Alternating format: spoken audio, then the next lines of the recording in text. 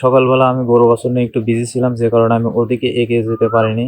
আসলে বাঁশঝড়ের মধ্যে কোনো গাছই ঠিক মতো হতে চায় না, তো অনেকদিন হলেই গম কিনে নিয়ে এসে খাওয়ানো হয় না। আসসালামু আলাইকুম। আমাদের বাড়ির পিছন সাইডে পুকুর পাড়ে একটা শিমুল গাছ রয়েছে। সেই শিমুল গাছে প্রত্যেকবারের মতন এবারও মাশাআল্লাহ অনেক কড়ি এসেছে। গতবার এই কড়িগুলো পাড়তে একটু লেট হয়েছিল, যে কারণে সকল কড়িগুলো ফুটে একাই পড়ে গিয়েছিল। তো সকাল সকাল দেখে আব্বু কড়ি গাছে উঠে পড়েছে, আর আমি জানতামই না যে আজকে আব্বু কড়ি পারবে। সকাল সকাল আমি গরু বাছুরকে পানি টানি খাওয়াইয়ে আমি আমার কবুতর নিয়ে বিজি আছি। তো দেখতে পাচ্ছেন আমার কবুতরগুলো কি সুন্দরভাবে খাওয়া দাওয়া করতেছে।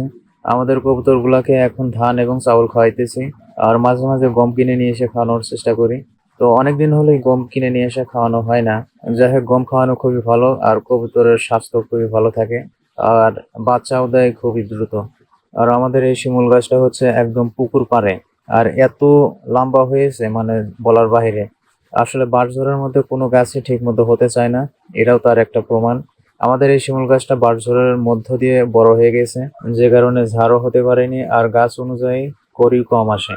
সকালবেলা আমি গরু বাছুর নিয়ে একটু বিজি ছিলাম, যে কারণে আমি ওদিকে এগিয়ে যেতে পারিনি।